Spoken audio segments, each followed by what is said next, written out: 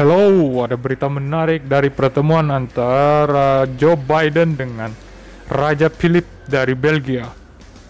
Yang menarik adalah keunikan persenjataan yang dibawa oleh petugas keamanan yang mengawal pertemuan tersebut menjadi pengingat betapa seriusnya ancaman pembunuhan dengan drone.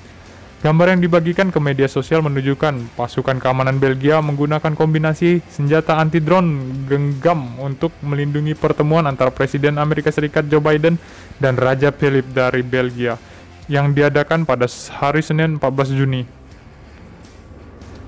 Dua jenis sistem anti-drone yang berbeda dibawa oleh anggota polisi federal Belgia yang menembakkan proyektil jaring ke drone dan yang lain menggunakan gangguan frekuensi radio RF untuk mengganggu hubungan antara drone dan operatornya. Penerapan kedua sistem ini bersama-sama merupakan pengingat betapa seriusnya ancaman serangan drone atau bahkan upaya pembunuhan terhadap target bernilai tinggi di seluruh dunia. Pertemuan antara Biden dan Raja Felipe melihat keduanya membahas masalah termasuk pandemi virus corona serta hubungan antara Uni Eropa dan Amerika Serikat. Presiden Biden tiba di ibu kota Belgia, Brussels untuk menghadiri pertemuan Puncak Fakta Pertahanan Atlantik Utara atau NATO yang diselenggarakan oleh Sekretaris NATO.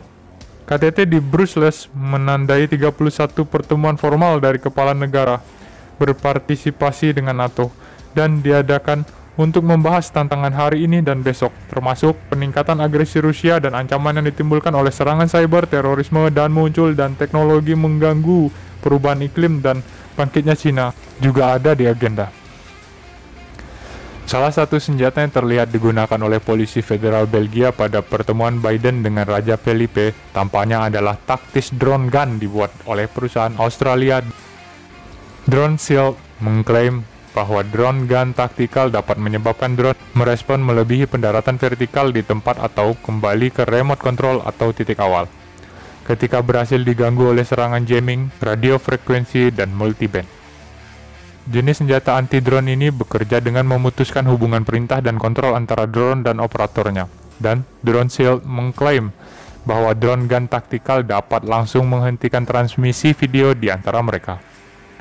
Jenis jammer ini tidak bekerja melawan sistem otonom yang tidak bergantung pada hubungan RF dengan pengontrol manusia, meskipun sistem tersebut jauh kurang fleksibel dan biasanya hanya mampu menargetkan titik tetap, bukan target yang sering bergerak.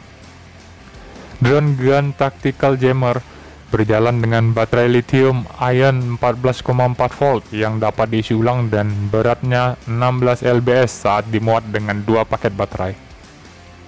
Senjata itu digambarkan memiliki desain gaya senapan yang kuat dan bahkan dilengkapi rel Picatinny untuk pemasangan teropong atau perlengkapan lainnya. Drone Shield digunakan Angkatan Darat Amerika Serikat, Angkatan Udara Amerika Serikat, Departemen Keamanan Dalam Negeri Amerika Serikat, Departemen Luar Negeri Amerika Serikat, dan Komunitas Intelijen Amerika Serikat di antara para pelanggannya. Senjata lain yang terlihat dibawa oleh polisi federal Belgia tampaknya adalah patroli Skywall yang dibuat oleh OpenWorks Engineering yang berbasis di Inggris. OpenWorks menggambarkan pistol itu sebagai sistem penangkapan drone genggam yang menggunakan udara terkompresi untuk menambahkan jaring atau kombinasi putaran jaring dan parasut pada drone musuh. OpenWorks menyatakan bahwa Skywall adalah solusi yang lebih efektif untuk menjatuhkan drone daripada solusi kinetik lainnya karena senjata konvensional sering gagal untuk melumpuhkan drone dan tidak menawarkan respons yang proporsional terhadap ancaman drone. Lebih lanjut, perusahaan menulis senjata konvensional juga dapat meningkatkan situasi ketika digunakan di sekitar kerumunan besar, dalam lingkungan perkotaan, pertahanan di luar lingkungan konflik yang sebenarnya. Menggunakan segala jenis senjata api atau amunisi tradisional menghadirkan bahwa yang signifikan bagi para pengamat. Selain itu, jammer seperti drone gun tactical atau sistem anti-drone lainnya yang menggunakan gelombang memiliki keterbatasan saat digunakan di lingkungan perkotaan karena berpotensi mengganggu jaringan komunikasi sipil atau elektronik lainnya. Peluru jaring dan jaring parasut yang ditembakkan oleh Skywall diklaim dapat digunakan kembali, tetapi tidak jelas berapa banyak peluru yang dapat dibawa oleh setiap unit atau seberapa cepat dapat dimuat ulang, sehingga tidak diketahui berapa baik sistem akan melewati beberapa drone atau kawanan drone.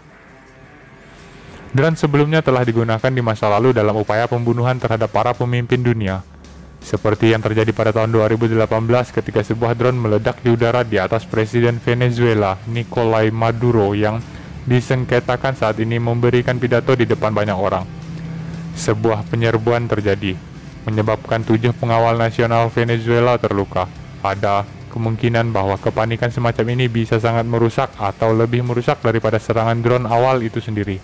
Selain itu, pesawat tak berawak kecil sudah dipersenjatai dengan bahan peledak kecil dan digunakan untuk membunuh musuh kartel narkotika di Amerika Tengah.